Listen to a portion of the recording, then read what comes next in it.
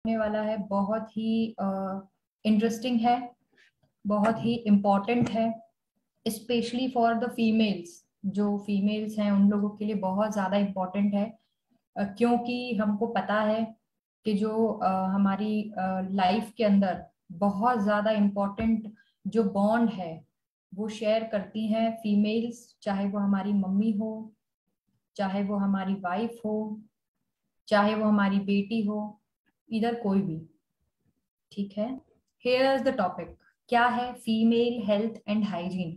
जैसा कि मैंने स्टार्ट होने से पहले अ, बताया कि आज हम लोगों के लिए टॉपिक जो है वो इम्पोर्टेंट होने वाला है, स्पेशली जो है फीमेल्स के लिए इम्पोर्टेंट होने वाला है, और उससे भी ज्यादा इम्पोर्टेंट होने वाला है सारे जो मेल हैं, सारे जो जेंट्स हैं, चाहे वो फादर हो, यहाँ पे जितने भी हमारे साथ में मेंबर्स हैं डे जॉय की फैमिली से रिलेटेड, जितने भी लोग हमारे आसपास हैं, उन सभी लोगों के घर में, चाहे वो मम्मी हो, चाहे वो वाइफ हो, चाहे उनकी बेटी हो, चाहे उनके सिस्टर हो, चाहे उनकी फ्रेंड हो, कोई ना कोई फीमेल जो है वो उनसे जुड़ी हुई है। वो सभी लोग अपनी अपनी जो फीमेल फ्रेंड्स हैं, चाहे उनके रिलेशन में कोई भी फीमेल हो, तो बहुत इंपॉर्टेंट होने वाला है ये टॉपिक। अपनी फीमेल्स के लिए तो होने ही वाला है, बट स्टिल जो सारे मेल है ना, जैसे मैंने बताया कि आप भैया हो सकते हो, आप पापा हो सकते हो, आप दादाजी हो सकते हो, यू नो, कोई भी एक्स वाई जेड।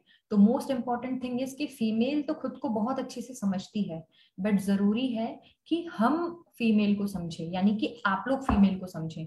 क्यों उसकी हेल्थ इंपॉर्टेंट है, क्या नेग्लिजेंस हो रहा है, किन चीजों पे वो ध्यान नहीं देती है, हमें उसकी किस तरीके से हम मदद कर सकते हैं, किस तरीके से हम उनको सपोर्ट कर सकते हैं। तो वो जो है आज हमारा टॉपिक हम लोग यहाँ पे करने वाले हैं। हमारा जो सेशन है वो हम लोग स्टार्ट करते हैं।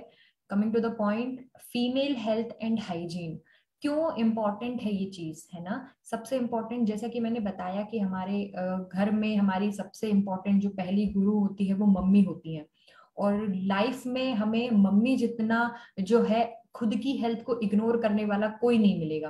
क्योंकि एक माँ जो होती है वो अपने बच्चे के लिए पहले सारी चीजें करती है, खुद के लिए जो चीजें होती है वो बाद में करती है। तो सबसे इंपॉर्टेंट चीज तो यही आ जाती है कि किस तरीके से जो है वो अपनी हेल्थ को इग्नोर करती हैं।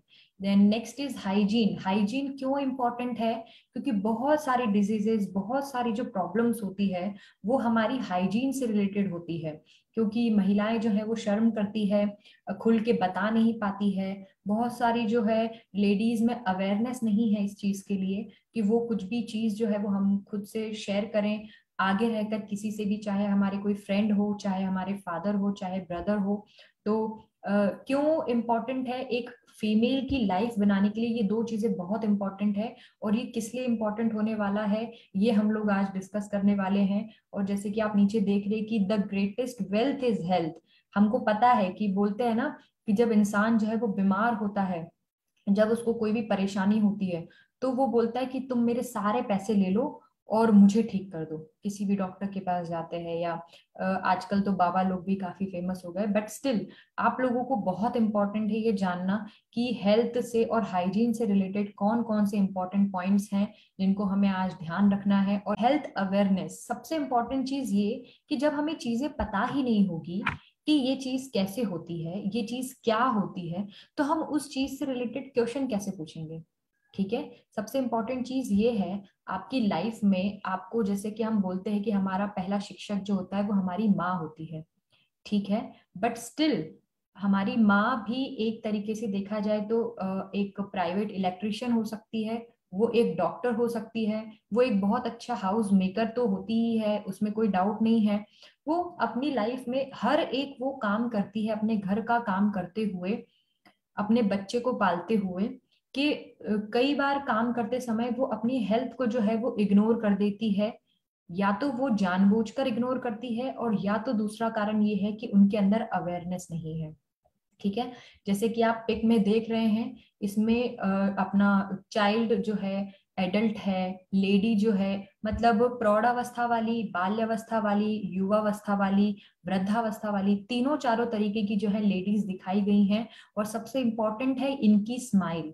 क्योंकि जब आप हेल्दी रहोगे तो आप खुद जो है वो हेल्दीनेस फैलाओगे, वो जो पॉजिटिविटी आपके अंदर आएगी वो पॉजिटिविटी आप फैलाओगे। और आज के टाइम में सबसे इम्पोर्टेंट चीज जो है वो यही है कि अगर हम किसी को दे सकते हैं तो वो है कि हम किसी को रिस्पेक्ट दें, हम किसी को अच्छी एडवाइस दें।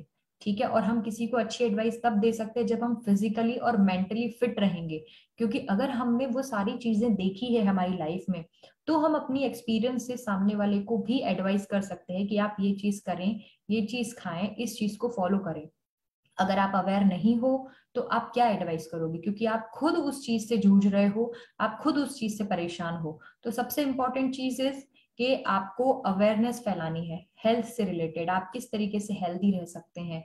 सबसे इंपॉर्टेंट चीज यही है, किसी भी चीज को समझने के लिए अगर हमारे अंदर उस चीज को समझने की जागरूकता होगी, ठीक है, उस चीज को समझने की हमारे अंदर इच्छा होगी, तो हम उस चीज को बहुत अच्छी तरीके से समझ सकते हैं। ठीक है, किस तरीके से जो कम्युनिटी के लिए वुमेन की हेल्थ भी बहुत इंपॉर्टेंट रखती है। ठीक है, किस तरीके से आज जो है हम लोग पढ़ने वाले हैं WHO जो वर्ल्ड हेल्थ ऑर्गेनाइजेशन है, आप लोगों ने नाम सुना होगा कि वर्ल्ड हेल्थ ऑर्गेनाइजेशन जो है वो सर्वे करवाता रहता है, देखते रहते हैं उसके अंदर बहुत सारी जो इंपॉर्टेंट चीजें हैं, बहुत सारे जो है डाटाज जो है वो कलेक्ट करके आते हैं। और सबसे इंपॉर्टेंट चीजें क्या है, देखा जाए तो एक ऑन एन एवरेज जो फीमेल की लाइफ है वो मेल से ज्यादा होती है। इसको हम लोग इस तरीके से भी समझ सकते हैं कि क्योंकि वो बहुत ज्यादा फिजिकली एक्टिव रहती है, इस कारण से भी बोल सकते हैं कि that may be a reason. बाकी इसका कोई बहुत इंपॉर्टेंट खास रीजन नहीं है कि क्यों उनकी एज जो है ऑन एन एवरेज, ठीक है, एक मोटा मोटा तौर पे जो है मैं बता रही हूँ कि किस तरीके से जो है मेल की कंपैरिजन में जो फीमेल है वो थोड़ा सा जो है अपनी लाइफ स्पैन को जो है ज्यादा जीती है। ठीक है, बट स्टिल उसके अलावा भी ज्यादा जीने के अलावा भी बहुत सारे फैक्टर्स ऐसे हैं जो उनकी लाइफ में ऐसे हैं जो एक तरीके से उनकी लाइफ के लिए बहुत ज्यादा जो है प्रॉब्लम क्रिएट करते हैं। उसमें सबसे इंपॉर्टेंट क्या है कि वर्ल्ड वाइड अगर हम देखें तो हर दिन अप्रोक्सीमेटली 830 जो वुमेन है वो मरती है। किसकी वजह से? Preventable causes related to pregnancy ना, प्रिवेंटेबल कॉजेज यानी कि जिसको हम बचा सकते हैं। एक मोटा मोटा तौर पे एक एग्जाम्पल लेते हैं कि हमको पता है कि प्रेगनेंसी के टाइम पे हम लोगों को हेल्थ सप्लीमेंट्स बहुत इंपॉर्टेंट है। हम go through out pregnancy multivitamins, iron, folic acid, calcium, ये वाले सप्लीमेंट्स जो है वो लेते रहना चाहिए। क्योंकि बच्चा जो है वो माँ से न्यूट्रिशन लेता है, माँ से पूरा जो न्यूट्रिशन है अपनी तरफ खींचता है, और अगर माँ न्यूट्रिशन नहीं लेगी तो वो अल्टीमेटली जो है वो वीक होगी। ठीक है, तो सबसे इंपॉर्टेंट चीज तो यहाँ पे यही है कि प्रिवेंटेबल कॉजेज यानी कि जिन चीजों को हम ठीक कर सकते हैं स्टिल हम उसको नहीं ठीक कर पा रहे हैं, that may B because of की अवेयरनेस नहीं है, that may B because of की लिटरेसी नहीं है, ये भी हो सकता है कि बिल्कुल फीमेल जो है वो ध्यान ही नहीं देती है, या ये हो सकता है कि उनके जो फैमिली वाले हैं वो ध्यान नहीं देते। स्टिल आजकल हमारी जो गवर्नमेंट है बहुत सारे जो है प्रोग्राम्स जो है वो चला रही हैं। बहुत सारे जो हॉस्पिटल्स हैं, हेल्थ केयर जो अपने सेंटर्स हैं, है ना, आंगनबाड़ी हो गया, PHC CHC हो गया, वहां पे फ्री ऑफ कॉस्ट में आयरन, फॉलिक एसिड, कैल्शियम, ये वाली जो टैबलेट्स रहती हैं वो फीमेल्स को देती हैं, लेकिन तो भी वो नहीं लेते। ठीक है, तो हम लोगों को आज, क्योंकि फीमेल एक जो टॉपिक है फीमेल हेल्थ और हाइजीन का, ये पर्सनली जो है हम तब समझ सकते हैं जब हमने ऐसे लोगों को देखा हो। ठीक है, और बीइंग अ डॉक्टर मैंने ऐसे ऐसे पेशेंट्स देखे हैं जिनको देख करके मुझे बहुत जो है दया आती है, बहुत शर्म बात आती है, बहुत गुस्सा भी आता है, क्योंकि वो लोग सुनते ही नहीं है, बिल्कुल ध्यान नहीं देते। तो आप लोगों का हेल्थ वर्कर होने के नाते ये टॉपिक से आप जो भी सीखेंगे, आप सभी लोग प्लीज इसको बहुत अच्छे से शेयर करें और बहुत अच्छे से जो है अवेयरनेस लेडीज के लिए, फीमेल्स के लिए लेकर के आए। सिर्फ अगर आप अपनी फैमिली में भी फीमेल्स को सपोर्ट करेंगे, हेल्थ से रिलेटेड कोई भी प्रॉब्लम है तो भी बहुत सारा जो है हम लोग टारगेट अचीव कर सकते हैं। ठीक है, जैसे इसमें बताया प्रिवेंटेबल कॉजेज है, तो प्रिवेंटेबल कॉजेज जब हमको कॉज पता चल गया है, उसका ट्रीटमेंट है, तो हमें उसका ट्रीटमेंट करवाना है। ठीक है, सबसे इंपॉर्टेंट चीज ये कि वुमेन जो है बहुत ज्यादा एज की होने के बाद में उनकी डिलीवरी होती है, या फिर बहुत कम एज में उनकी डिलीवरी होती है। तो ये सारी बहुत सारी एक इम्पॉर्टेंट चीजें हैं, और ये टॉपिक एक ऐसा है कि हम उसको कितना सारा बोले वो कम पड़ेगा। तो अभी एक की पॉइंट्स जो है वो मैं आपको बता रही हूँ। Next is non communicable diseases. सबसे इंपॉर्टेंट चीज है वुमेन के मरने का जो है वो है नॉन कम्युनिकेबल डिजीजेस। ये मेल के अंदर भी कॉमन है, ऐसा नहीं है कि मेल्स जो है इससे नहीं अफेक्ट होते हैं।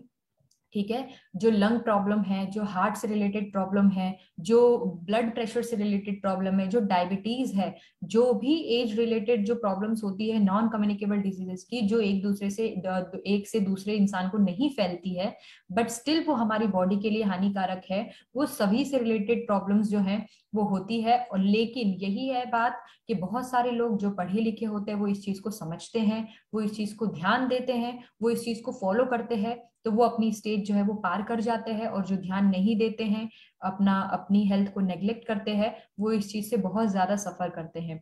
सबसे इंपॉर्टेंट चीज ये कि being a health care worker आप लोगों को ये चीज पता होनी चाहिए कि ब्लड प्रेशर और शुगर जो है उसकी मेडिसिन बंद नहीं होती है। मेरे पास बहुत सारे कॉल्स ऐसे आते हैं जिसमें वो बोलते हैं कि मतलब दवाई जो है हमको लेनी पड़ेगी। उनको इतना इस चीज के लिए सरप्राइज फील होता है कि जिंदगी भर दवाई लेनी पड़ेगी, लेकिन वो इस चीज को नहीं समझते। जो गुड और बैड जो एक फेज होता है, गुड और बैड जो एक रेशियो होता है, वो ये चीज नहीं समझ सकते कि दवाई तो हमें लेना पड़ेगा, लेकिन दवाई से हमें कितने फायदे होंगे। ठीक है, ये चीजें हम नहीं समझ पाते हैं। So next point is cardiovascular diseases. Cardiovascular diseases जितनी भी है वो सारी टॉप कॉजेज है वुमेन्स के डेथ की। सबसे इंपॉर्टेंट चीज यही है कि जैसे कि मैंने बताया कि वो नेग्लेक्ट करती हैं, टाइम से मेडिसिन नहीं लेती हैं, ध्यान नहीं रखती हैं। So these are important points. Next क्या है, जो मेजोरिटी ऑफ पीपल है उसमें जो HIV जिससे फीमेल जो है ज्यादा नंबर है फीमेल्स का जो इससे सफर होती है, इसका भी मेन अगेन सबसे इंपॉर्टेंट कॉज हो सकता है कि उनके अंदर अवेयरनेस नहीं है, उनके अंदर लिटरेसी नहीं है, उन्हें खुद की हेल्थ से रिलेटेड जो है ज्ञान ही नहीं है कि उनको क्या करना चाहिए। ठीक है, नेक्स्ट ग्लोबली जो है हर 3 में से एक महिला जो है वो चाहे फिजिकल हो चाहे सेक्सुअल हो उसके वायलेंस से जो है सफर करती है। ठीक है, बहुत भी इम्पोर्टेंट टॉपिक जो है ये है, और इसके अंदर बहुत एक कॉमन फैक्टर जो है हमको देखने के लिए मिलता है। स्टिल जो सेक्सुअल असॉल्ट के केसेस होते हैं वो मेल्स के साथ भी होते हैं, बट क्योंकि हमारी सोसाइटी ऐसी है कि वो लोग शेयर नहीं करते हैं या शेयर नहीं कर पाते हैं, तो सेम जो इशू है वो फीमेल्स के साथ भी होता है। वो नहीं बता पाती हैं कि उनके साथ में क्या प्रॉब्लम हो रही है। स्टिल ये जो चीज है वो एक मेंटल जो प्रेशर है, एक मेंटल टेंशन है, इसको जो है जन्म देती है। ठीक, और इसी से हमारे पास आता है यूनिपोलर जो डिप्रेशन होता है ना, is twice as common in women. Unipolar depression यानी कि जैसे एक तो बाइपोलर डिप्रेशन होता है जिसमें वो कभी खुश होंगी कभी दुखी होंगी, बट कोई भी एक ही फेस को अगर वो लेकर के चल रही हैं, दैट इज यूनिपोलर डिप्रेशन।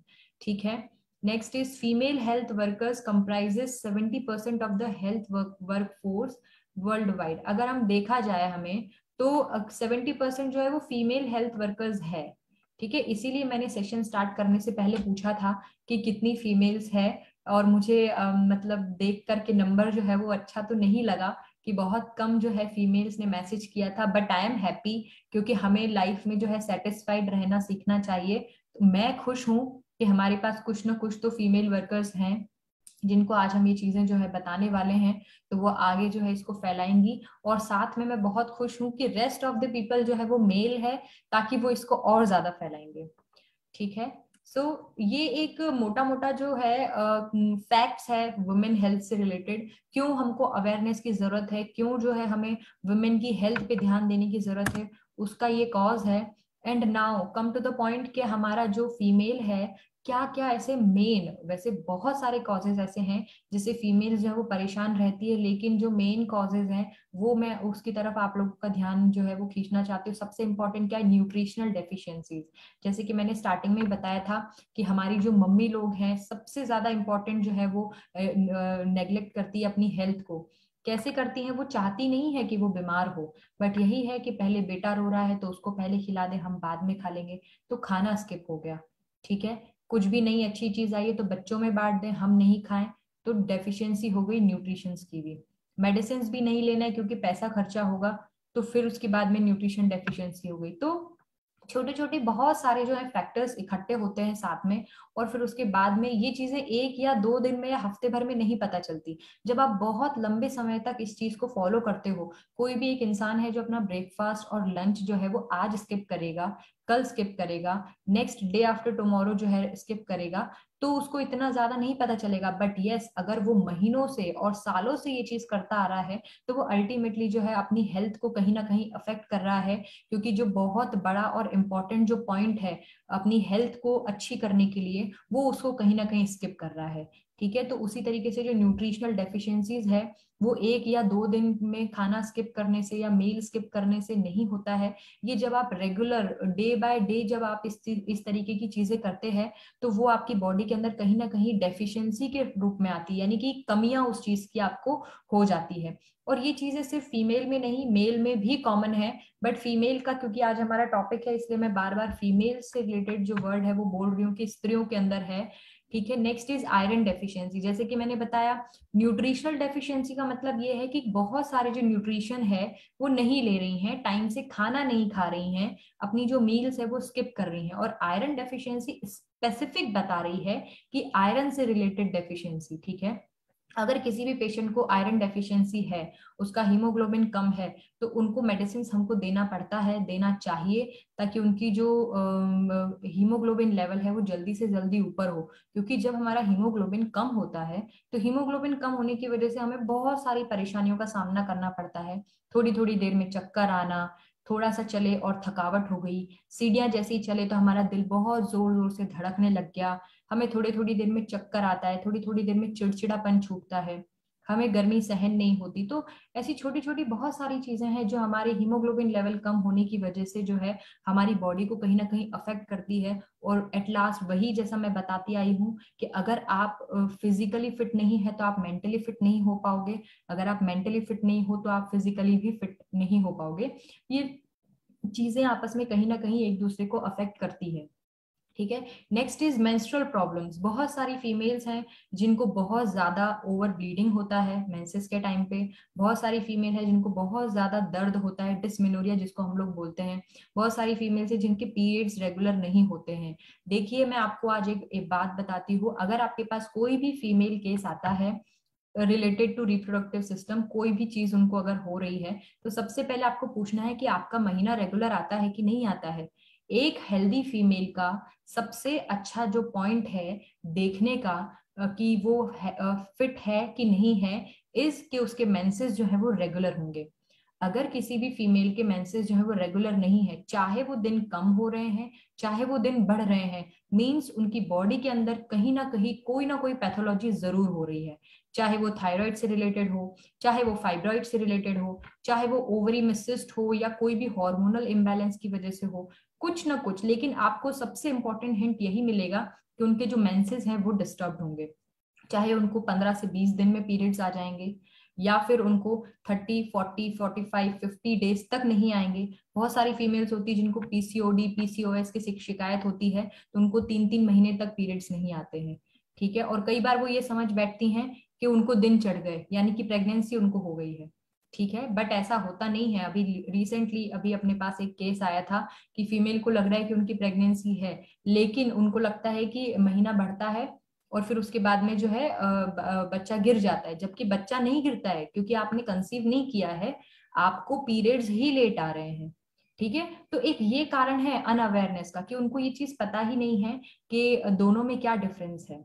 ठीक है, तो मेंस्ट्रुअल रिलेटेड प्रॉब्लम सबसे इंपॉर्टेंट चीज, अगर किसी को थायराइड का प्रॉब्लम है तो उसकी मेंसेस जो है वो मेंस्ट्रुअल साइकिल पूरी तरीके से डिस्टर्ब मिलेगी। चाहे उसको बहुत लेट पीरियड्स आएंगे, चाहे बहुत जल्दी पीरियड्स आएंगे, चाहे उसको बीच में स्पॉटिंग होगा, या फिर उसको बहुत ज्यादा जो है वो ब्लीडिंग हो रही है। तो इस तरीके के जो मेंस्ट्रुअल प्रॉब्लम्स है, ये भी फीमेल हेल्थ के लिए बहुत ज्यादा है इंपॉर्टेंट। ठीक है, next is reproductive hygiene. Reproductive hygiene का मतलब ये है कि आपको क्लीनलीनेस का ध्यान रखना है। अगर कोई इन्फेक्शन हो गया है तो आपको उसके लिए लोकल वॉश का भी यूज करना है। ठीक है, इस चीज को आपको बिल्कुल भी नेग्लेक्ट नहीं करना है, क्योंकि इसको हम लोग ऐसे समझ सकते हैं कि ठीक उस तरीके से जैसे हम लोग किसी पब्लिक प्लेस पे जा रहे हैं, है ना, फीमेल है क्योंकि लेडीज है, तो जाकर के वॉशरूम उनको यूज करना है। सी मैं आपको एक चीज बताना चाहती हूँ कि जो मेल का यूरेथ्रा होता है वो होता है बड़ा, ठीक है, और फीमेल का यूरेथ्रा होता है छोटा।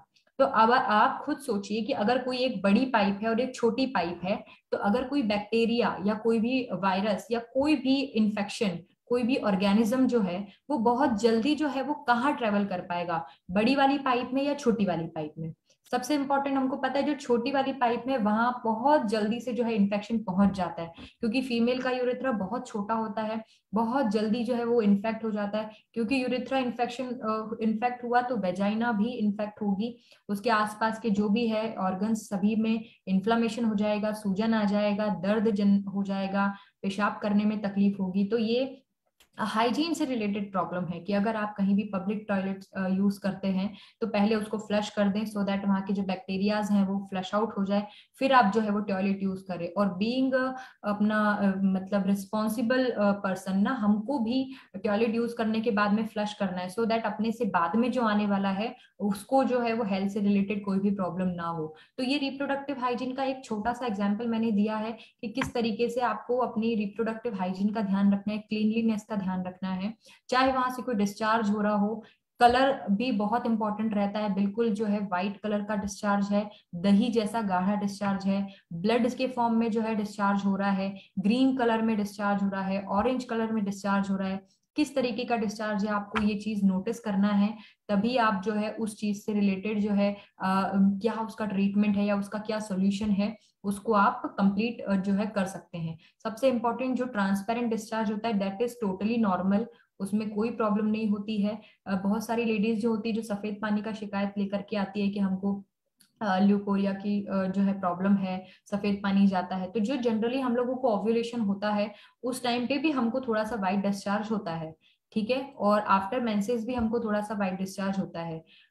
सबसे इंपॉर्टेंट चीज ये कि छोटे छोटे डिस्चार्ज होना बहुत जरूरी है हमारी वेजाइना, हमारी सर्विक्स और वहां का जो इन्वायरमेंट है उसको एक जैसा रखने के लिए, ठीक है। तो बहुत ज्यादा जो है वेजाइनल वॉश वगैरह का भी यूज हमको नहीं करना है, एक्सेसिव यूज नहीं करना है। मैं ये बोलना चाह रही हूँ कि एक्सेसिव आप यूज ना करवाएं, क्योंकि बहुत ज्यादा वॉश करने से वहां का जो एसिडिक मीडियम और जो एनवायरमेंट है वो कहीं ना कहीं अफेक्ट होता है, ठीक है। तो रिप्रोडक्टिव हाइजीन से रिलेटेड आपको ये सारे पॉइंट्स जो है ध्यान रखना है। कोई भी पेशेंट आपके पास आती है सफेद पानी का शिकायत लेकर के कि मुझे सफेद पानी जाता है या मुझे ल्यूकोरिया की शिकायत है, ठीक है, तो आप सबसे पहले उनको बोलिए जो दवाई है वो हम देंगे, उनको लोकल वॉश के लिए भी बोलिए कि आप वहां पे जो है लोकल वॉश करें।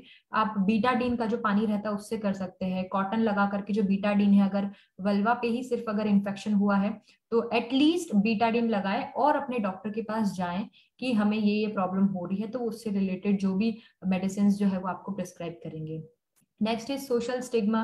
भाई हमको पता है कि फीमेल्स बहुत ज्यादा जो है बातें शेयर नहीं करती है, बताती नहीं है कि हमको ये प्रॉब्लम हो रही है, हमें इस चीज से रिलेटेड प्रॉब्लम हो रही है, या हमें प्राइवेट पार्ट में ईचिंग हो रहा है या पेन हो रहा है या कुछ भी, क्योंकि समाज में ये समझा जाता है कि इस तरीके की जो फीमेल्स है वो अच्छी नहीं है, इस तरीके की जो फीमेल्स है वो कैरेक्टरलेस है या जो भी एक्स वाई जेड। लेकिन हम लोग क्योंकि हेल्थ से रिलेटेड, हम लोग हेल्थ सिस्टम से जुड़े हुए हैं, हमारे पास मेडिसिन है, हमारे पास नॉलेज है, तो हमारी ये ड्यूटी बनती है कि हम ऐसी फीमेल्स को एडवाइस करें, सही एडवाइस करें, सही गाइड करें कि आप ये चीज ले सकते हैं, इसकी वजह से जो है ये चीज ठीक हो जाएगी, है ना। ऐसा नहीं सोचना है कि हमको इनको बता के क्या करना है, हमारा थोड़ी ना कोई फायदा होगा, ठीक है।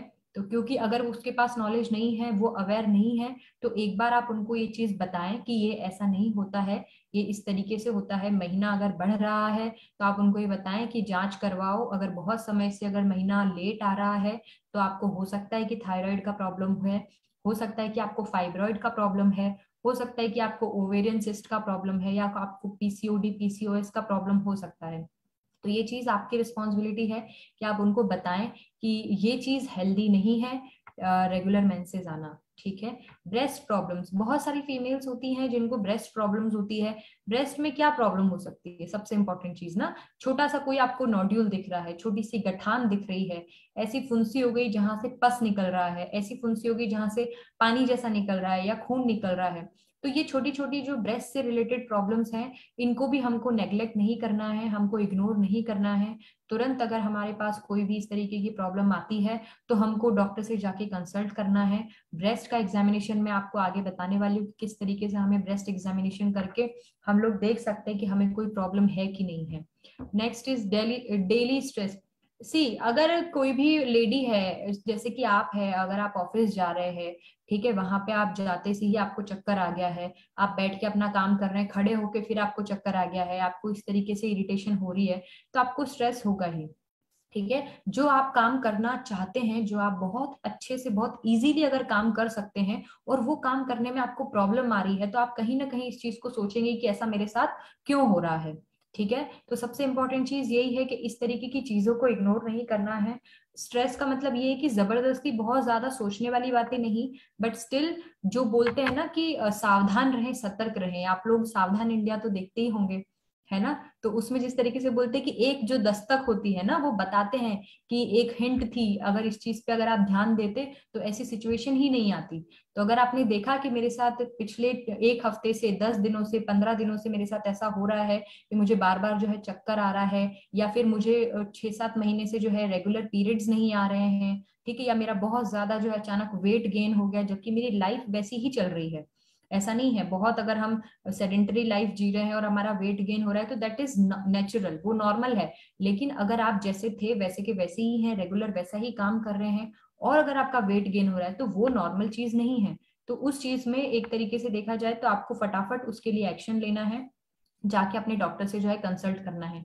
Next is here fall. बहुत सारे जो पेशेंट्स रहते हैं उनको प्रॉब्लम होती है हेयर फॉल की। बहुत सारे जो पेशेंट्स रहते हैं वो आते हैं कि हेयर फॉल, और महिलाओं में सबसे ज्यादा इंपॉर्टेंट भी है कि उनको जो है हेयर फॉल होता है। तो इसको तो मैं नहीं भूल सकती थी, मुझे याद आया इसलिए मैंने इसको डाला। और इसको इसलिए डाला क्योंकि ये न्यूट्रिशन से रिलेटेड है। बहुत सारी लेडीज आती हैं, वो बोलती हैं कि हमें हेयर फॉल हो रहा है, आप कुछ अच्छा सा दे दो हमको ताकि हमारे बाल नहीं झड़े। सी, क्या होता है आयुर्वेद में, जो हमारी धातुएं हैं, है ना, रस, रक्त, मांस, मेद, अस्थि, मज्जा, शुक्र, तो हर आचार्य ने अलग अलग, जैसे अस्थि की उपधातु में बाल आते हैं, हमारे जो केश जिनको बोलते हैं, ठीक है, अगर आपके अंदर से धातुएं ही कमजोर होगी तो आपके बाहर से बाल, आप कितना भी आप बोटॉक्स ट्रीटमेंट करवा लो, चाहे आप केराटिन ट्रीटमेंट करवा लो, वो ठीक नहीं होंगे। लेकिन ये चीजें इंपॉर्टेंट है, मैं ये नहीं बोल रही हूँ कि केराटिन जो है वो इंपॉर्टेंट नहीं होता, मैं ये नहीं बोल रही हूँ कि आप शैम्पू से जो है अपने हेयर्स जो है वो वॉश ना करें, मैं ये नहीं बोल रही हूँ कि आप ऑयलिंग ना करें, ये चीजें इंपॉर्टेंट है क्योंकि आपकी ये अगेन हाइजीन में आती है। You have to clean your hair regularly, है ना, 3 से 4 डेज के बीच में आपको हेयर वॉश करना है। तो लेकिन आपको न्यूट्रिशन भी बराबर रखना है ताकि वो आपको हेयर फॉल जो है वो कुछ अमाउंट में जो है वो कम हो जाएगा। एंड लास्ट क्या है, मीनोपॉजल सिंड्रोम। मीनोपॉजल सिंड्रोम के अंदर क्या होता है, जब महिलाओं को महीना बंद होने वाला होता है, जब महिलाओं को महीना बंद होने वाला होता है, उस समय में सबसे इंपॉर्टेंट चीज, उनको चिड़चिड़ापन छूटता है, ठीक है, उनको सिर दर्द होता है, बहुत सारी लेडीज को जो है सर दर्द होता है, बुखार जैसा भी लगता है, उनका जो मुंह है उनको लगता है कि थोड़े थोड़े समय में मुझे गाल जो है वो लाल हो रहे हैं। कभी कभी महीना बहुत समय से नहीं आता है, कभी कभी रेगुलर जो है पीरियड्स उनको आते हैं। तो मीनोपॉजल सिंड्रोम एक तरीके से देखा जाए तो ये स्पेशली जो मेल्स है हमारे आज के सेशन में, वो ध्यान दे कि जो महिला चिड़चिड़ी हो रही है, परेशान हो रही है, और आपको पता है कि इनका मीनोपॉज आने वाला है, वो एज इनका चल रहा है, तो उस चीज को इरिटेट होकर ना लें कि ये तो नाटक कर रही है, या ये मजाक कर रही है, या ये सीरियस नहीं है। कहीं ना कहीं उस चीज को समझने की कोशिश करें कि क्या इनको कोई हेल्थ रिलेटेड प्रॉब्लम तो नहीं है कि इसकी वजह से इनका जो बिहेवियर है वो चेंज हो रहा है। ठीक है, नेक्स्ट इज, जैसे कि ये लेडी है, देखिए सर से पैर तक जो है पूरा इसके अंदर बताया हुआ है कि किस तरीके से लेडी को क्या कहाँ प्रॉब्लम हो सकती है। सेम प्रॉब्लम जो है वो मेल में भी होती है। जैसे कि फॉर एग्जांपल हम सबसे अपना लेफ्ट साइड से ऊपर से स्टार्ट करेंगे तो रेस्पिरेटरी डिजीजेस। तो रेस्पिरेटरी डिजीज जेंट्स को भी होती है, मेल को भी होती है, बट स्टिल उसके साथ में एक फैक्टर इन्वॉल्व है कि वो स्मोकिंग करते हैं रेगुलरली। फीमेल स्मोकिंग नहीं करती है, स्टिल उनको होता है। क्यों? चूल्हा वगैरह जो चलाती हैं लेडीज जो गांव की रहती है, ठीक है, उनको भी ये प्रॉब्लम हो सकती है, हम ये नहीं बोल सकते हैं कि उनको नहीं होती, बट इस आजकल हमारे इसमें चूल्हा जो है वो मोस्ट ऑफ द केसेस में इतना कॉमन नहीं है, क्योंकि हम लोग जनरली जो अपना गैस वगैरह यूज करते हैं, सिलेंडर जो है गैस और चूल्हा, सिलेंडर चूल्हा यूज करते हैं। लेकिन स्टिल रेस्पिरेटरी डिजीजेस जो है वो अफेक्ट करती है 47% जो वुमेन है उन लोगों को, चाहे उनको अस्थमा हो, चाहे एम्फाइसीमा हो, चाहे क्रोनिक जो है ब्रोंकाइटिस हो, साइनोसाइटिस हो। ठीक है, तो ये सभी हार्ट से रिलेटेड डिजीज है। साइनोसाइटिस को इन्होंने बता दिया है यहाँ पे हार्ट, बट जबकि साइनोसाइटिस जो हमारे यहाँ पे जो बोन्स रहती है फेस पे ना, यहाँ सिर के ऊपर, ये गालों के यहाँ पर, ठीक है, नाक के पीछे की तरफ, यहाँ पे जो बोन्स रहती है वो खोखली होती है, मतलब उसके अंदर जगह खाली है। जैसे मैंने यहाँ पे ये जो बोन बताई है, तो ये इस तरीके से मेरे अंदर है ना, यहाँ पे इस तरीके से सेटल है, और ये पीछे इसके अंदर जो है वो खाली है।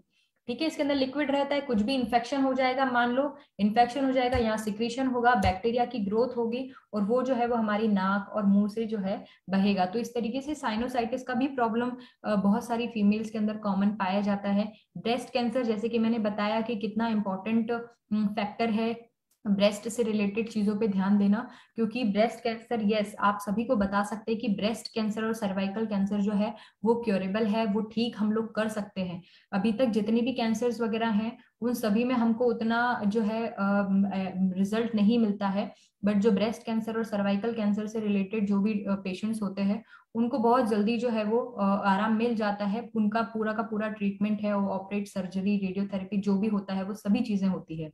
ठीक है, लेकिन आपको एक सबसे इंपॉर्टेंट चीज ये ध्यान रखना है कि जब आप अपनी स्टार्टिंग 40s में हो, जब आप, आपकी मम्मी या आपकी वाइफ या कोई भी 40 या 49 तक की एज में होंगे, तो उनको मेमोग्राफ करवाने के लिए आप बोले। मेमोग्राम जो है वो जिस तरीके से हमारा यूएसजी होता है बॉडी के अंदर ना, अल्ट्रासोनोग्राफी होता है सारे जो ऑर्गन्स है उसको स्कैन करने के लिए, वैसे वैसे ही एक मशीन होती है मेमोग्राम, यानी कि जिसमें ब्रेस्ट जो है उसके ऊपर वो लोग स्कैन करते हैं और हमें बताते हैं कि अंदर कोई ट्रैक तो नहीं बना है, अंदर कोई नोड्यूल तो नहीं बना है, अंदर कोई ट्यूमर तो नहीं है, इस तरीके से। ठीक है, और हमारे जो 20s और 30s के जो एज के हैं उन सभी लोगों को इम्पोर्टेंट है कि वो टाइम से अपना जो है रेगुलर बेसिस पे ब्रेस्ट एग्जामिन करें।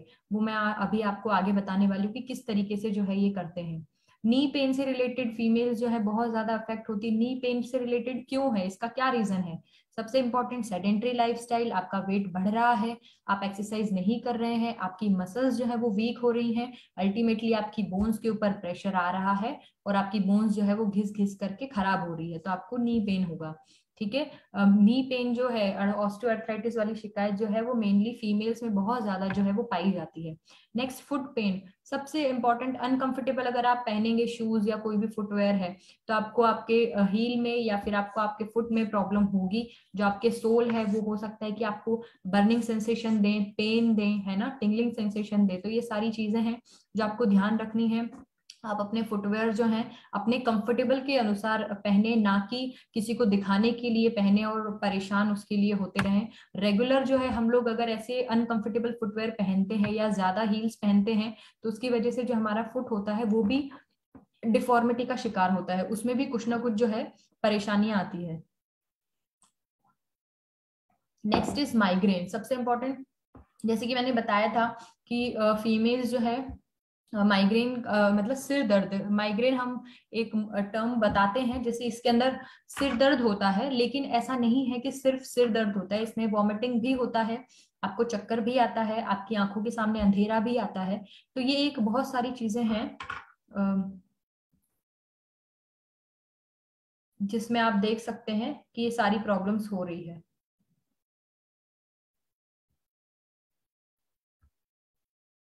आप लोगों को मेरी आवाज आ रही है क्या? एक बार मुझे मैसेज करिए प्लीज। हेलो,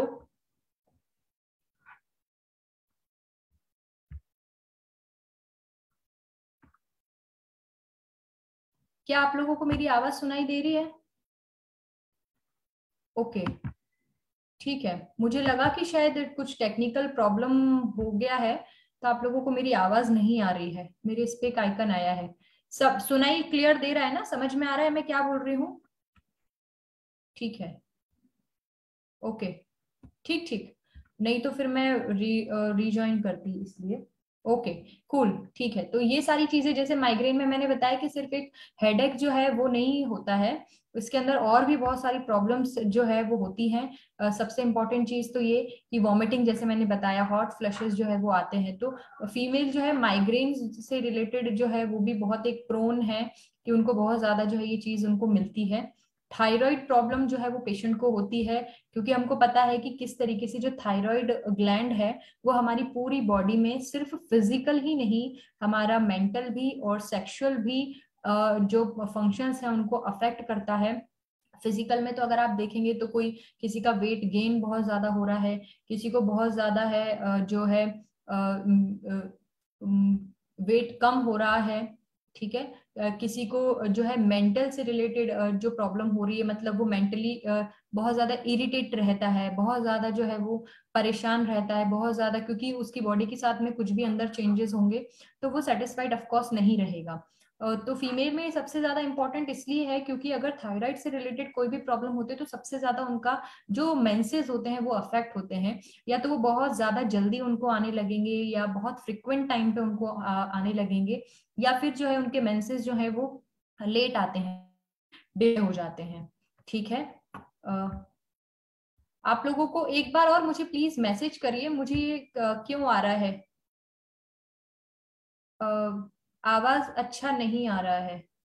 ओके, आप और बाकी सभी को आवाज नहीं आ रही है कि सिर्फ एक ही है जिनको आवाज नहीं आ रही है? प्लीज मुझे एक बार मैसेज कर दीजिए सो दैट हमारा टाइम जो है बचे इसके अंदर। आ रही है आप लोगों को मेरी आवाज? Okay, it's clear, voice is clear, yes, ठीक है, ओके, हाँ। क्योंकि इसमें थोड़ा हम लोग या तो वेट करें, ठीक है।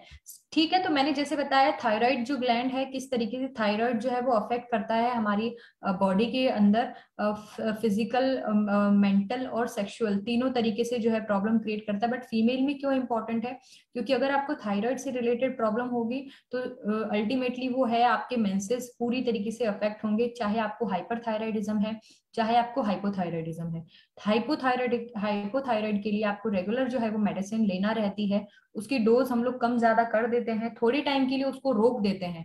बट अगर किसी भी पेशेंट को हाइपोथायराइडिज्म है तो सबसे इंपॉर्टेंट चीज ये है कि आपके शरीर में जिसकी कमी है आप बाहर से उस चीज को ले रहे हो, ताकि आपकी बॉडी के जो सारे फंक्शन है वो रेगुलर चलते रहें, ठीक है।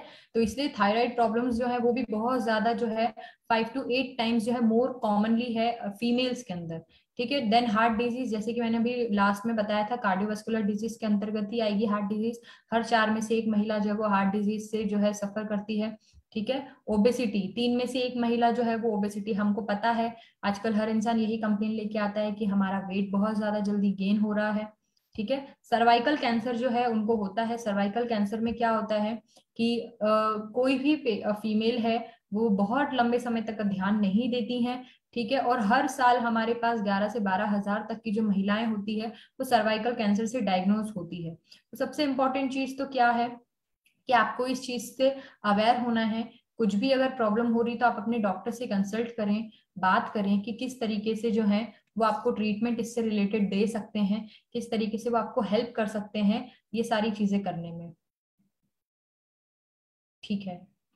नेक्स्ट जो है, अभी हम लोग एक बहुत इंपॉर्टेंट जो है, ये मैंने हेल्थ से रिलेटेड आपको बताया कि क्या क्या जो है फीमेल्स के अंदर जो है प्रॉब्लम्स होती है। नाउ अभी हम लोग देखने वाले हैं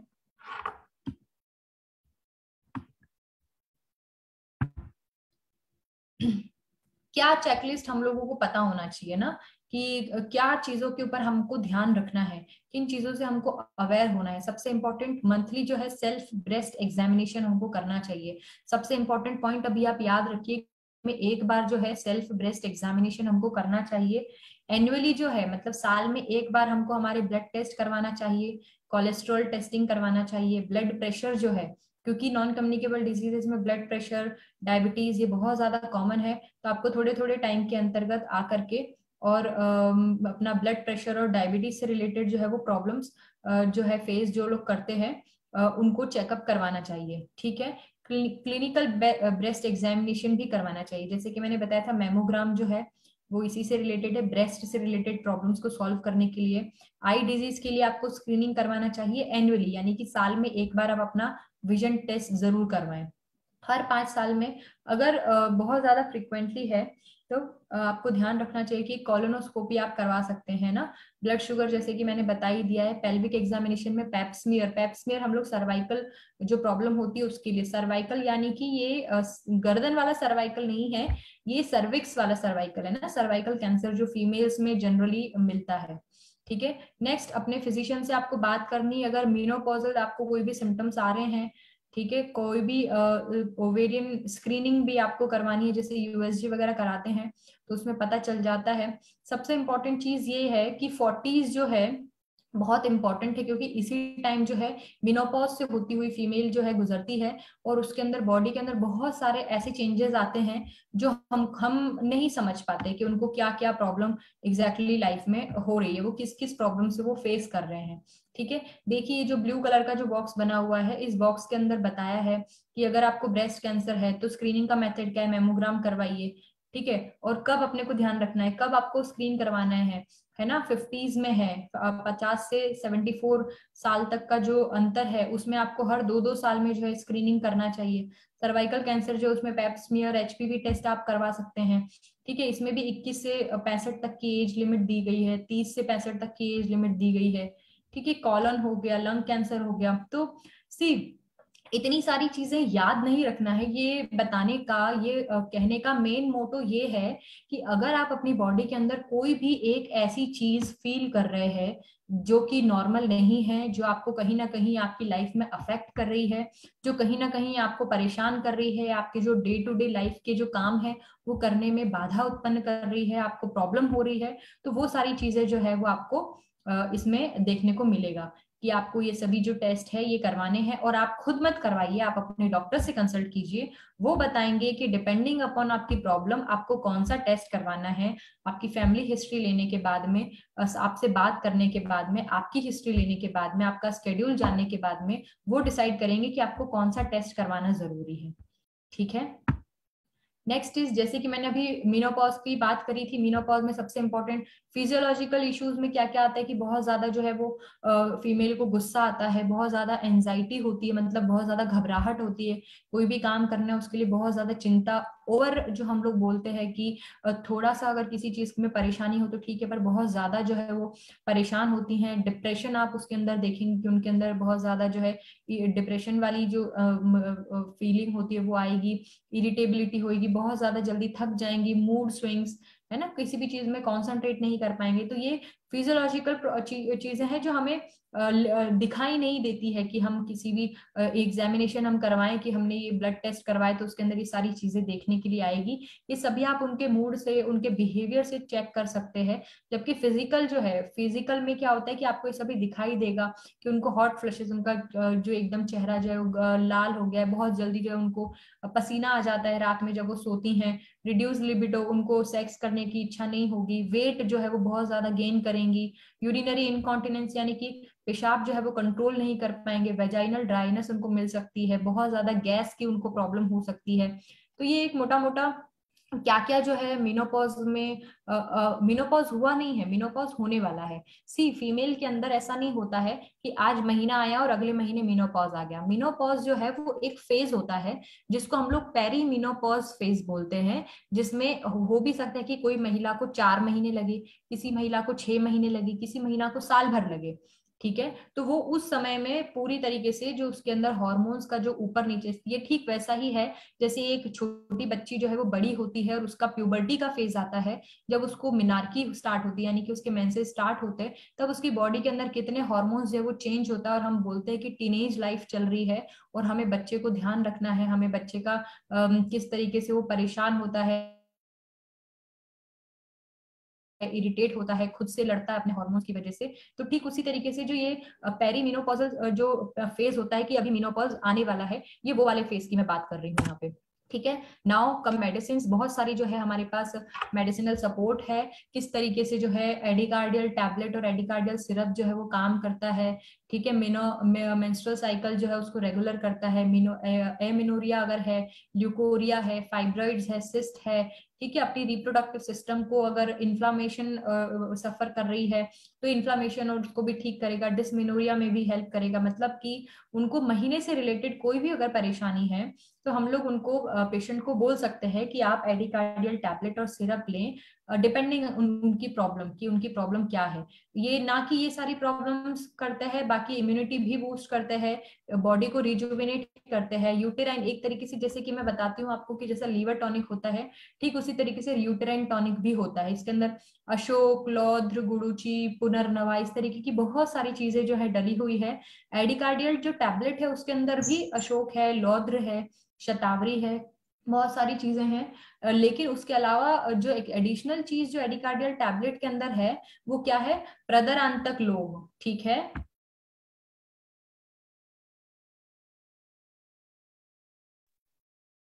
ठीक है, किस तरीके से जो है एक्स्ट्रा में चौप चीनी, विधारा, माजू फल, ये सारी चीजें जो है इसके अंदर एक्स्ट्रा, मतलब टैबलेट एडिकार्डियल के अंदर जो है डली हुई है।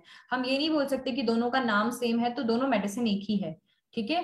Most of the medicine same है, बट टैबलेट में जो टैबलेट फॉर्म है इसके अंदर और दूसरी एक्स्ट्रा चीज है, जैसे इसके अंदर फिटकरी भी डली हुई है ना। ये रस शास्त्र की औषधियां हैं, एक काष्ठ औषधियां होती है और एक जो अपनी ये जो पेड़ पौधों वाली जो काष्ठ औषधियां जिनको हम बोलते हैं, और एक होती है रस औषधियां जिसके अंदर जैसे कि स्वर्णमाक्षिक हो गया, फिटकरी हो गया, है ना, और भस्म जो है वो यूज होती है, ठीक है। तो ये बहुत अच्छा जो है हमारा इसके अंदर काम करेगा, किस तरीके से बॉडी जो है उसको बैलेंस करने में ये हेल्प करता है। तो ठीक उसी तरीके से हम लोगों को जो है पेशेंट को ये देना है। बहुत अच्छी मेडिसिन है, बहुत ज्यादा जो है उसका एक्स्ट्रा काम है, बहुत ज्यादा जो है वो काम करती है फीमेल हेल्थ से रिलेटेड। अगर उनको बहुत ज्यादा प्रॉब्लम हो रही है, अगर उनको महीना टाइम से नहीं आ रहा है, बहुत ज्यादा फ्रिक्वेंट जो है वो महीना आ रहा है, उनको सिस्ट का कोई प्रॉब्लम है, तो इस तरीके से जो है हम लोग उनको ये वाली जो मेडिसिन है ये प्रिस्क्राइब कर सकते हैं कि आप ये वाली जो है मेडिसिन लीजिए, ठीक है। Next is HB+। जैसे कि मैंने बताया कि फीमेल जो है, क्योंकि हर माह उसके बॉडी से इतना सारा जो है ब्लड निकल के जा रहा है तो उसको हीमोग्लोबिन की कमी होगी ही होगी। उनको हमको HB+ मेडिसिन देना है, बहुत अच्छी मेडिसिन ये है। इसके अंदर सारी जो मेडिसिन है वो हमारी डे टू डे लाइफ में हमें काम आती है। दाख, आंवला, मुलेठी, काली मिर्च, पिपली, अंजीर, अनार, बहुत सारी चीजें इसके अंदर डली हुई है। HB+ जो ब्लड को बढ़ाती है, मैं आपको फिर से एक चीज बताती हूँ, जो रक्त धातु होती है वो उष्ण चीजों से मिलके बनती है ना।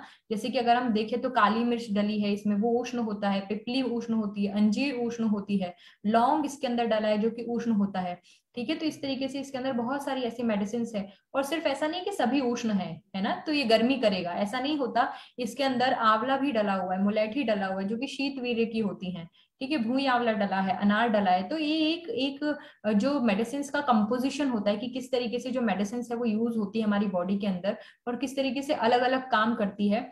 ये सिर्फ हमारा हीमोग्लोबिन लेवल ही नहीं बढ़ाती बल्कि भूख को भी बढ़ाएगी, अनीमिया को तो ठीक करेगी, आयरन डेफिशिएंसी अनीमिया से रिलेटेड कोई भी प्रॉब्लम है उसको ठीक करेगी। लीवर को जो है, लीवर की हेल्थ के लिए भी HB+ जो है हमारा बहुत अच्छा होता है, ठीक है। अब जैसे आंवला है तो आंवला में बताया ये कि एंटीऑक्सीडेंट प्रॉपर्टी होती है, रिच सोर्स है विटामिन C का, ठीक है। डाइजेशन को इम्प्रूव करेगा, अपने स्किन को अच्छा रखेगा, अपने हेयर्स के लिए बहुत जो है वो अच्छा हेल्प करता है।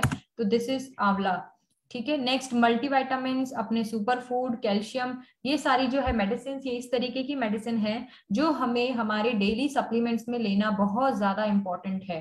क्यों? क्योंकि हम लोग रेगुलर जो है कैल्शियम नहीं ले पाते, हम रेगुलर जो है हमारा न्यूट्रिशन नहीं ले पाते हैं, बहुत सारे रीजन है जिसकी वजह से हम नहीं ले पाते हैं। तो हम हमारे जो आसपास के लोग हैं उन लोगों को मल्टीविटामिन बोल सकते हैं, कैल्शियम लेने के लिए बोल सकते हैं। सुपर फूड जिसके अंदर जैसे कि आप देख ही रहे कि क्या क्या इसके अंदर सेब डला है, अलग अलग तरीके के चेरी, सारे फ्रूट्स और वेजिटेबल्स के जो एक्सट्रैक्ट से मिलके जो ये बना गया है, इसके इसीलिए इसका नाम सुपर फूड दिया गया है। तो हम लोगों को ये सारी चीजें इसलिए देनी, क्योंकि अगर एक फीमेल जो है और कोई भी XYZ फीमेल या मेल जो कि अपनी डाइट, अपनी न्यूट्रिशन जो है वो पूरी नहीं कर पा रहा है, तो हम लोग उसको सुपर फूड लेने के लिए बोल सकते हैं। नेक्स्ट इज, हम लोगों के पास में प्रीमियम सैनिटरी पैड्स है। जैसे कि मैंने अभी एक मेंस्ट्रुअल प्रॉब्लम से रिलेटेड एक बहुत सारा कुछ बताया था, ठीक है, एक पॉइंट आया था किस तरीके से जो है मेंसेस से जो है फीमेल्स जो है वो कतराती हैं, वो घबराती हैं, वो नहीं बताती हैं, उनको गंदा कपड़ा जो है वो यूज करने से बहुत सारे इन्फेक्शंस हो सकते हैं। तो इस तरीके से हमें सारे जो लोग हैं हमारे आसपास में उनको गाइड करना है कि किस तरीके से जो पैड्स हैं, सैनिटरी पैड्स, वो हेल्प करते हैं। इसकी 8 लेयर्स किस तरीके से जो है इन्फेक्शन नहीं होने देती, किस तरीके से लीकेज नहीं होने देती, किस तरीके से हमको जो है ईचिंग फ्री करती है, किस तरीके से हम रैश फ्री हो सकते हैं। ठीक इसी तरीके से जो है हम लोगों को बहुत ज्यादा इंपॉर्टेंट है प्रमोट करना कि आप लोग सैनिटरी पैड्स यूज करें। आजकल बहुत ज्यादा कॉमन हो गया है कि मेंस्ट्रुअल कप वगैरह हो गया, टेम्पॉन्स यूज करें। तो मैं आप लोगों को एक चीज बता दूं कि टेम्पॉन्स जो है वो अच्छे नहीं होते हैं यूज करने के लिए, क्योंकि आप अपनी बॉडी के अंदर एक ऐसी चीज इंसर्ट कर रहे हैं जो जाके एब्जॉर्ब करके ब्लड को फूल जाती है। ठीक है, अल्टीमेटली जब आप बहुत ज्यादा प्रेशर से वो फूला हुआ जो है टेम्पॉन में क्या होता है कि हम उस पतली सी एक सिलेंड्रिकल चीज को अंदर डाल देते हैं, फिर वो फूल जाता है। वो फूल जाने के बाद में हम उसको थ्रेड से जो है वो बाहर निकाल लेते हैं। लेकिन जब इतनी समय तक वो प्रेशर में रखेगा हमारी बॉडी के ऑर्गन को, और एकदम से जब हम उनको खींचते हैं तो फिर वहां पे जो प्रेशर रिलीज अचानक से होता है, इसकी वजह से जो है वो काफी फीमेल्स को शॉक का सामना करना पड़ता है। वो लोग इस चीज को समझते नहीं है, तो हमें उनको गाइड करना है कि आप सेफ जो है वो चीज यूज करें।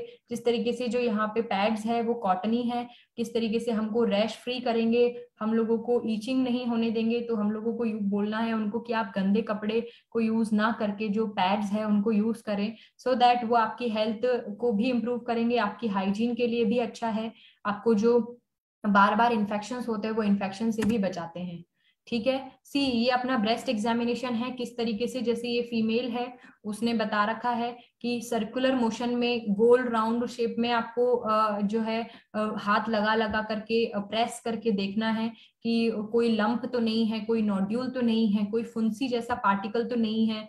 ठीक है, ऊपर से नीचे डायरेक्शन में, अंदर से बाहर डायरेक्शन में आपको अपने ब्रेस्ट को एक एक करके प्रेस करना है। जिस तरीके से देखिए ये जो फोटो है इसमें बताया गया है कि जब आप शावर लेंगे, यानी कि जब भी आप नहाएंगे तब आप ब्रेस्ट एग्जामिनेशन कर सकते हैं, या जब आप लेटे हुए हैं तो इस तरीके से अपना हाथ जो है सिर के नीचे रख लें, और सिर के नीचे रखने के बाद में जो है आप ब्रेस्ट एग्जामिनेशन करें। ठीक है, तो ये जैसे कि मैं बता रही हूँ ब्रेस्ट के लिए कि हम लोगों को जैसे ये वाला नीचे लेफ्ट साइड में सबसे नीचे वाला मेरा एरो अगर आपको दिख रहा होगा, तो यहाँ पे देखिए किस तरीके से लेडी लेटी हुई है, ये कुशन है, ये तकिया है। तकिए को नीचे रख के इस तरीके से हाथ को रखना है, और अपने जो ब्रेस्ट है वो इस तरीके से सर्कुलर मोशन में अंदर से बाहर से अंदर की तरफ, और ऊपर से नीचे और नीचे से ऊपर की तरफ जो है एग्जामिनेशन ब्रेस्ट का करना है। चाहे आप मिरर के सामने खड़े होकर देख सकते हैं कि कोई डिफरेंस तो नहीं है साइज में, या कलर कहीं चेंज हो रहा है ब्रेस्ट का, या फिर कहीं हमको नोड्यूल दिखाई दे रहा है कि यहाँ से एक उठाव है। तो हम लोगों को फटाफट जो है हमारे जो कोई भी डॉक्टर है उनसे जाके कंसल्ट करना है, उसके लिए एक प्रॉपर जो है ट्रीटमेंट लेना है। निपल से कोई भी डिस्चार्ज हो रहा है, चाहे वो पस का हो, चाहे वो ब्लड का हो, चाहे वो वाटरी डिस्चार्ज हो, बहुत इंपॉर्टेंट है उस चीज के ऊपर ध्यान देना, उसको बिल्कुल भी इग्नोर ना करे। कोई डिंपल हो रहा है, कोई भी डिप्रेशन कहीं हो रहा है, जैसे कि मैंने बताया उठाव जो है वो नुकसानदायक है, तो डिप्रेशन जो है वो भी नुकसानदायक है। ठीक है, साइज देख लेना है हमको। ठीक है, इस तरीके से जो है ये ब्रेस्ट एग्जामिनेशन आपको करना है। नाउ इंपॉर्टेंट थिंग कि ब्रेस्ट एग्जामिनेशन करना कब है। ठीक है, जब भी आपके पीरियड्स चले जाएंगे उसके बाद में आपको ब्रेस्ट एग्जामिनेशन करना है। आप चाहो तो हर महीने में जब भी आपके पीरियड्स खत्म हो जाते हैं तब आप ब्रेस्ट एग्जामिनेशन कर सकते हैं। जिन फीमेल्स को टाइम बंद हो चुका है वो हर बार नहा आप हाथ लगा के ब्रेस्ट एग्जामिनेशन कर सकते हैं। ये एक बहुत ज्यादा इजी मेथड है कि आप खुद जो है उसको पता लगा सकें कि कुछ ना कुछ इसके अंदर परेशानी तो नहीं है, कोई प्रॉब्लम तो नहीं है, या कोई प्रॉब्लम होने वाली तो नहीं है। क्योंकि जितना जल्दी आपको ये चीज के बारे में पता चलेगा उतना ही जल्दी जो है आप बाद में इस चीज के लिए प्रिपेयर हो पाएंगे जल्दी ठीक होने के लिए। ठीक है, आपको ये चीजें ध्यान रखनी है। नेक्स्ट, ये सारा जो है टॉपिक हमारा था, और ये मैंने क्यों इतना सब बताया है, सबसे इंपॉर्टेंट चीज ये कि फीमेल जो है बहुत इंपॉर्टेंट है। देखिए यहाँ पे भी जो है इसने बता रखा है कि फर्स्ट स्टेप क्या है कि आप एक हाथ उठाइए, ठीक है, अपने सिर से पीछे की तरफ मतलब एक्सटेंड उसको करना है। ठीक है, राइट हैंड से अपने को लेफ्ट ब्रेस्ट एग्जामिन करना है, लेफ्ट हैंड से राइट ब्रेस्ट को एग्जामिनेशन करना है। ठीक है, और राउंड शेप में जो है मूव करना है। ठीक है, और फिर अदर ब्रेस्ट पे भी इसी तरीके से करना है। इरेगुलर अगर शेप है तो देखना है कोई डिम्पल तो नहीं हो रहा है, कोई निपल डिस्चार्ज तो नहीं हो रहा है। और इस तरीके से हम एक मोटा मोटा हमारी लाइफ में एक बहुत अच्छा हेल्प कर सकते हैं, किस तरीके से ये है।